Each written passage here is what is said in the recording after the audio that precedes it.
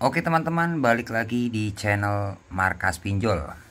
Seperti biasa teman-teman, di video kali ini saya ingin berbagi informasi lagi tentang seputar aplikasi FinPlus.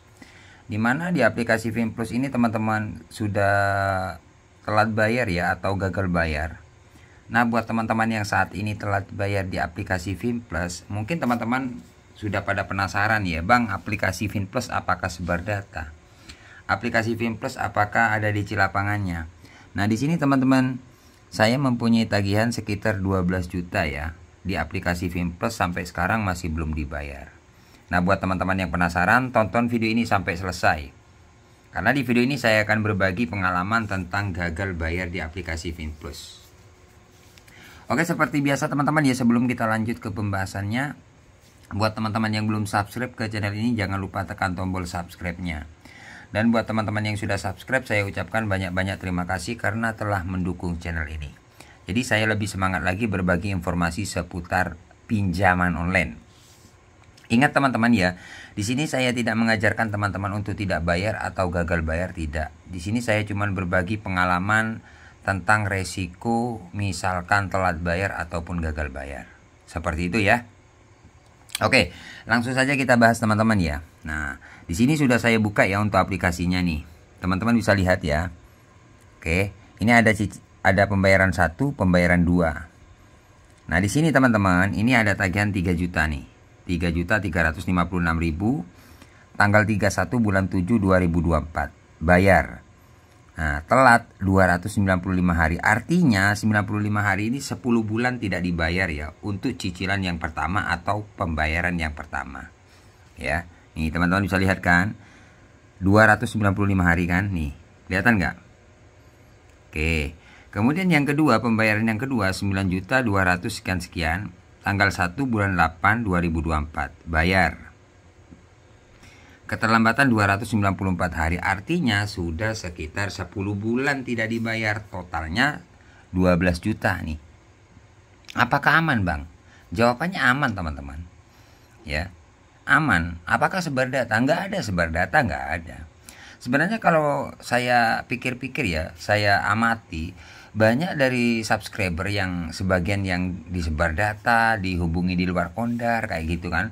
Soalnya setiap hari banyak yang sharing. Kenapa kok bisa terjadi? Karena kalau kalian telat bayar itu terlalu takut, terlalu panik. Misalkan diteror itu kalian takut gitu loh. Sebenarnya dari saya buat teman-teman gak usah terlalu takut lah gitu loh. Hadapi gitu loh. Karena apa? Karena kalau pinjol telat bayar, semakin kalian takut diteror. Pastinya kan kalau telat bayar pasti diteror. Nah, misalkan teman-teman diteror itu takut dan kepanikan, itu biasanya bisa terjadi di sebar data. Karena menganggap orang ini takut dan panik, akhirnya dia menghubungi di luar kondar kayak gitu. Nomor yang gak dicantuman dihubungi gitu loh. Coba teman-teman lakukan kayak cara-cara saya. Ya Pak, masih usaha, ya masih cari dana talangan. Bahkan kalau diteror kita teror balik. Ya, bahkan saya kejar DC-nya lewat WA, saya telepon. Gak bisa pakai nomor yang satunya saya. Nah, jadi akhirnya dia ketakutan, gak berani. Apalagi sebar data gak berani gitu loh. Menghubungi di luar kondar gak berani. Jadi seperti itu loh teman-teman. Jadi kalau kalian telat bayar itu gak usah terlalu takut lah ya. Hadapi aja apapun resikonya, yang pasti itu diteror gitu loh, ditakut-takuti.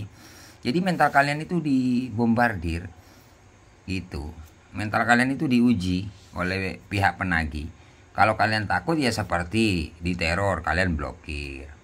Nah, ketahuan kalau kalian ketakutan gitu, akhirnya dari pihak penagih bisa menghubungi di luar kondar kayak gitu. Jadi buat teman-teman gak usah takut, hadapi aja. Misalkan ada teror apapun kayak itu hanya nakut-nakuti. Intinya kalian cuma digretak-gretak aja seperti itu. Salah satu contoh ini, aplikasi yang saya punya ini aman sampai sekarang. Kondar dihubungi pasti, kalau telat bayar pasti dihubungi kalau kontak darurat. Tapi ini sejauh ini teman-teman, di luar kontak darurat gak ada. Sebar data, apalagi sebar data nggak berani dia. Tahu sendiri teman-teman. Kalau DC neror saya teror balik kok, ya kan? Bahkan dia besoknya nggak ada WA, bahkan seterusnya nggak ada WA lagi gitu loh. Nah, apakah ada DC lapangannya, Bang? Untuk DC nggak ada teman-teman. Kalau ini ada, sudah pasti saya infokan buat teman-teman. Ya, nggak ada ini meskipun lumayan besar loh. 3.356.000 sekian-sekian nih, ya kan? Kemudian yang kedua ini 9.200 sekian-sekian. Totalnya ini sekitar 12 juta lebih. Aman. Banyak teman-teman subscriber yang telat bayar cuman 2 juta. 3 juta, 4 juta sudah panik. Makanya teman-teman harus kuat mental, belajar kuat mental gitu loh. Jangan terlalu takut lagi teman-teman, ya. DC itu cuma nakut-nakuti itu aja sih. Memang hutang wajib dibayar, tapi kalau kalian nggak ada dana ya nggak usah takut, cuma diteror WA, email, nakut-nakuti. Coba kalian berani. Hari ini tim kolektor mau datang ke rumah, mau ke tempat kerja melalui RT RW. Silakan Pak, saya tunggu jam berapa Bapak ke sini. Pasti marah DC-nya. Wah, orang ini nggak panik, percuma saya neror ini, seperti itu gitu loh. Nih, aman ya sampai sekarang nggak ada masalah nih. Sebenarnya hutang wajib dibayar, tapi kalau nggak ada dana, kebanyakan dari teman-teman subscriber itu yang telat bayar itu banyak yang gagal bayar. Ada sebagian yang karena cara penagihannya nggak nyaman, akhirnya sekalian nggak bayar. Ya sebagian juga ada yang gagal bayar, nggak mampu bayar, memang nggak punya dana gitu loh. Itu karena kebanyakan juga yang nggak bayar itu karena cara penagihannya masih belum telat sudah diteror-teror katanya. Akhirnya saya malas mau bayar. Ya, banyak yang kayak gitu teman-teman.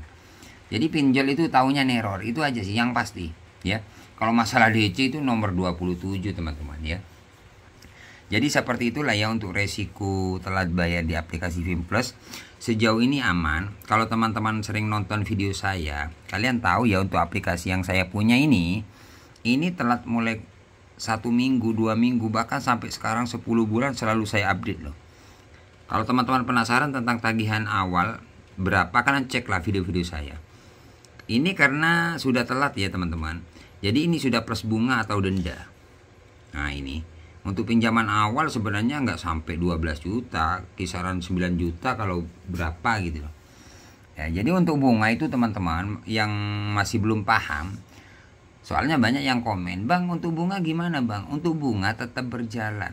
Selama kalian belum bayar itu tetap berjalan. Tapi waktunya itu biasanya 2 bulan atau 3 bulan baru stop kalau kalian nggak bayar. Kalau masih telat 1 hari, 2 hari ya tetap jalan untuk bunga itu. Ya, sepengalaman saya itu biasa ada sebagian yang 2 bulan baru stop. Ada yang 3 bulan baru stop kayak gitu. Besar kecilnya tergantung berapa besar pinjaman teman-teman, seperti itu teman-teman ya.